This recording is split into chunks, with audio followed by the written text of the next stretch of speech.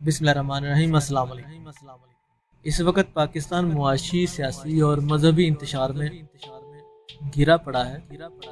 एक तरफ पाकिस्तान में भूख है तो दूसरी जानब महंगाई, तीसरी जानब दुश्मनाने पाकिस्तान पैसे के बलबूते पर मजहबी जमातों में पैसा तकसीम करते हैं और इनको हुकूमत और रियासत के खिलाफ खड़ा करते हैं। दुश्मनाने मुसलमान ने पूरी दुनिया में सेक्स को आम किया क्योंकि इन लोगों में मजहबी रुझानियत की कमी थी, लेकिन इंडिया और पाकिस्तान में मजहबी रुझानियत बहुत ज़्यादा पाई जाती है।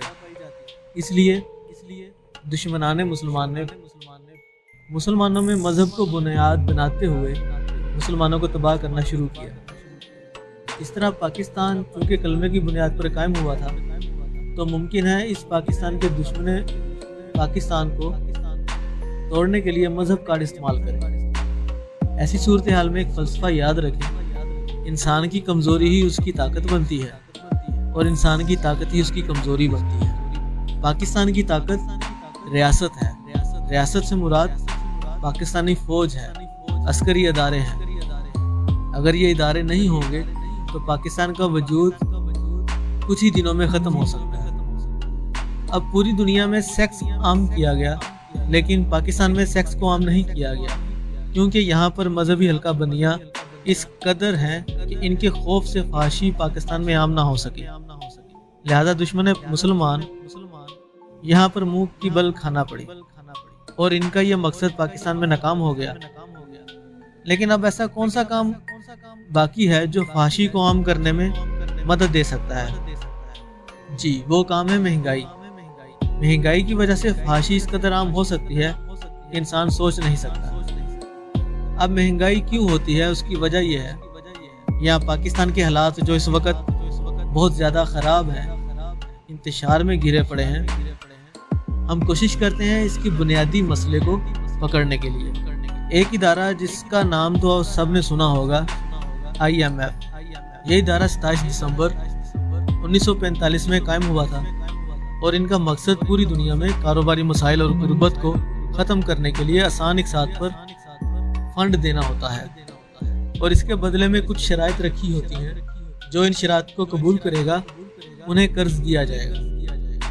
अब पाकिस्तान में 1952 से लेकर 2021 तक मुतअद्दिद मरतबा IMF से कर्ज लिए जा चुके हैं। अब क्या लिए गए कर्ज के हवाले से पाकिस्तानी हुक्मरानों ने सबको आगाह किया था? मेरे ख्याल से हाँ और नहीं। अब जब इस इदारे को जिसे IMF कहा जाता है, इस इदारे को मुकर्ररा वक़्त पर लिए गए कर्ज की किस्त नहीं दी जाएगी, तो ये इदारा हमसे अपनी किस्त लेने के लिए हमें कुछ ना कुछ करने के लिए कहेगा, जिसके करने पर हम इसकी किस्त अदा कर सकते होंगे। यानी अगर हम किस्त अदा नहीं कर सके तो IMF कहेगा कि अगर तुम किस्त नहीं दे सकते तो बिजली महंगी करो, गैस महंगी करो, अपने सरकारी इदारे बेचो, कुछ भी करो, लेकिन हमें किस्त वापस करो। हमें किस्त चाहिए।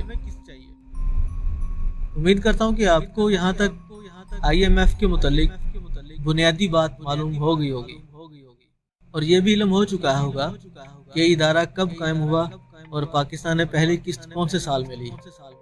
अब हम पाकिस्तान के हालात को देखते हैं।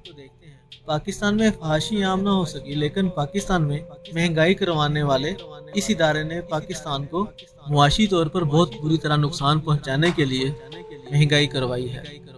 और इस काम को सर अंजाम देने के लिए हमारे मुल्क की जो सिविल हुकूमतें, जो IMF का बहुत बड़ा अलाकार साबित हुई थी और कर्जा लेना चाहते थे लेकिन वापस करना मुश्किल होता था, और इसके बदले में वो हुकूमतें महंगाई करती चले गई।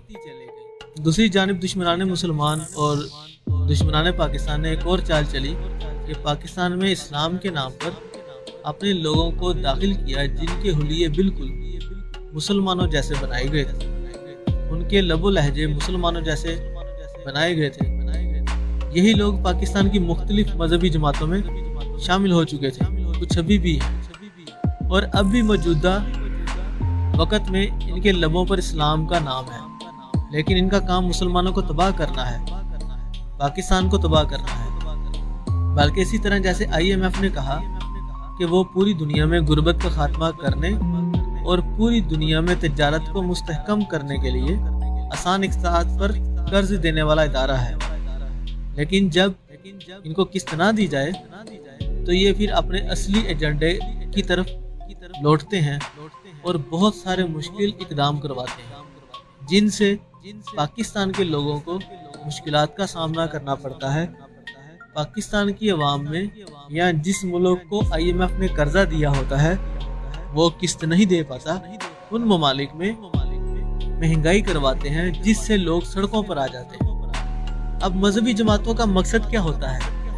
مذہبی جماعتوں کو کیا کرنا ہوتا ہے؟ کیا مذہبی جماعتیں جن ناموں پر قائم کی گئیں، اب مذہبی جماعتوں کا مقصد کیا ہوتا ہے؟ مذہبی جماعتوں کو کیا کرنا ہوتا ہے؟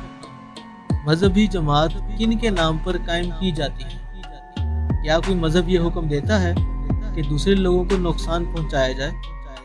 اب پاکستان میں کیا کچھ نہیں ہو رہا؟ کیا مذہبی جماعتیں صرف اپنے قائد کو سپورٹ کرتی ہیں؟ کیا مذہبی جماعتیں اپنے فرقوں کی سپورٹ کرتی ہیں؟ کیا مفتی منیب الرحمان اور پوپلزئی صرف چاند دیکھنے کے لیے بنے ہیں؟ کیا دعوت اسلامی بس امام احمد رضا خان بریلوی اور حضرت امیر معاویہ کو سپورٹ کرنے کے لیے بنائی گئی؟ کیا پاکستان کا مسئلہ صرف قادیانی تھے جس کے لیے 1973 کا قانون بنایا گیا؟ کیا طاہر القادری اس لیے مفتی بنا کہ وہ نبی پاک صلی اللہ علیہ وسلم کے نام پر لوگوں سے چندے لے سکے، یہ بتاتے ہوئے کہ نبی پاک صلی اللہ علیہ وسلم کو ہوٹل میں رہنے کے لیے پیسوں کی ضرورت ہے؟ یا یہ TLP جس کا مقصد صرف ختم نبوت ہے اور اس کے علاوہ پاکستان میں آگ لگ جائے، کوئی مرتا ہے مر جائے، یہ نہیں بولتے، اور جب ان کے لیڈر کی شان میں کوئی گستاخی کرتا ہے تو یہ لوگ اس کو کافر مردود قرار دے دیتے ہیں اور اسے قتل کرنے کے لیے فتوے جاری کر دیتے ہیں۔ اگر یقین نہیں آئے تو آپ داتا صاحب میں ہونے والے ایک مجلس میں مفتی حنیف قریشی کا حال دیکھیں۔ ہم اگر حقیقت کو دیکھتے ہیں تو پاکستان کو بنانے میں علماء کرام کا بہت بڑا ہاتھ تھا، لیکن اب پاکستان اور پاکستان کی نسل کو تباہ کرنے کے لیے علماء کرام کے نام پر اور علماء کرام کے بھیس میں جو لوگ ہیں وہ دشمنان مسلمان اور دشمنان پاکستان ہیں۔ اگر میری بات غلط لگے تو دیکھ لیجئے کہ ماضی میں فضل الرحمان جیسے جسے عالم کہا جاتا تھا، اس کا کوئی کام بتا دیجئے جو اس نے اسلام کے لیے کیا ہو۔ اس کو تو جب بھی ضرورت پڑتی ہے مدرسوں کے بچوں کو وہ اپنے دھرنوں میں اعلیٰ کار بناتا ہے، اپنی ڈھال بناتا ہے۔ جب تک اس کی سیاست پر حرف نہیں آیا وہ بندہ کبھی سڑکوں پر نظر ہی نہیں آیا، لیکن جب سے اس کی سیاست بند ہو چکی، اس کی دکان بند ہو چکی، تب سے وہ بندہ ہڑتالیں کر رہا ہے، اسلام کے نام پر لوگوں کو بھڑکا رہا ہے۔ طاہر القادری کے خلاف پورا پاکستان ہو گیا تھا۔ کیا اس مقام پر پاکستانی عالم کی قدر بھول چکے تھے؟ کیا طاہر القادری عالم نہیں؟ داتا دربار میں علماء کرام میں سے ایک عالم جن کا نام حنیف قریشی تھا، ان کے ساتھ تحریک لبیک کے کارکنوں نے کیا سلوک اختیار کیا؟ کیا آپ کو پتہ نہیں؟ کیا ان کی نظر میں تحریک لبیک کے صدر خادم حسین ہی صرف حرمت رسول کے پاسباں ہیں؟ کیا یہ بھول چکے تھے کہ مفتی حنیف قریشی صاحب بھی ایک عالم ہیں؟ دوسری جانب حافظ سعید صاحب کو دیکھ لیجئے کہ FATF اور ہندوستان کی وجہ سے کتنی مرتبہ حافظ سعید صاحب کو گرفتار بھی کیا گیا اور ان کو پابندیوں میں بھی رکھا گیا، نظر بند کیا گیا۔ کیا حافظ سعید صاحب یا ان کی جماعت نے ایسے مسئلے قائم کیے، ایسے مسئلے پیدا کیے، ایسے ہڑتالیں کی، سڑکیں بلاک کی، حکومت کو یا ریاست کو برا بھلا کہا؟ کیا حافظ سعید صاحب کی پارٹی پر گولیاں چلی، آنسو گیس چلی؟ تیسری جانب ڈاکٹر عبدالقدیر صاحب کو دیکھ لیں۔ ڈاکٹر عبدالقدیر صاحب کسی بڑی جگہ پر کوئی کیس یا مقدمہ نہ کر سکے، کیوں؟ سوائے چند ویڈیوز کے جو انٹرنیٹ پر وائرل کی گئی، کی گئی۔ ان کے 2-3 ایسے انٹرویو کروائے گئے جن میں ان کو خستہ حال دکھایا گیا تاکہ جو لوگ دشمن پاکستان ہیں ان کو پتہ چل سکے کہ پاکستان کی حکومت ایسے لوگوں کو رکھنے کی متحمل نہیں جو لوگ انٹرنیشنل سطح پہ خطرناک ہیں۔ حالانکہ یہ ایک جھوٹ بولا تھا کہ ہم ڈاکٹر عبدالقدیر پہ پابندیاں لگا رہے ہیں یا حافظ سعید پہ پابندیاں لگا رہے ہیں۔ لیکن اس کو سچ بنا کر دکھانا مجبوری تھی۔ اب ان سارے معاملات میں کیا حافظ سعید صاحب یا ڈاکٹر عبدالقدیر خان عاشق نہیں؟ کیا مفتی حنیف قریشی عاشق رسول نہیں؟ اگر محب وطن کی بات ہو تو میں سمجھتا ہوں کہ حافظ سعید صاحب اور ڈاکٹر عبدالقدیر صاحب حقیقی معنوں میں پاکستان سے عشق کرنے والے تھے اور ہیں، اور رہتی دنیا تک ان کا نام زندہ رہے گا۔ اب بہت سے معاملات ایسے ہوتے ہیں جن میں کچھ جھوٹ بولنے پڑتے ہیں، ان کو سچ بنا کر دکھانا پڑتا ہے۔ اب چونکہ ہم بے صبری قوم ہیں اور بے صبری قوم سے تعلق رکھتے ہیں، اس لیے ہم صحیح وقت کا انتظار نہیں کرتے اور وقت سے پہلے بولنا شروع کر دیتے ہیں، رونا شروع کر دیتے ہیں۔ بالکل اسی طرح کہ جیسے پاکستان میں ٹماٹر 300 روپے کلو ہو گئے، ہمیں صبر سے کام لینا چاہیے تھا، ہمیں ان کا بائیک آؤٹ کرنا چاہیے تھا، ہمیں ٹماٹر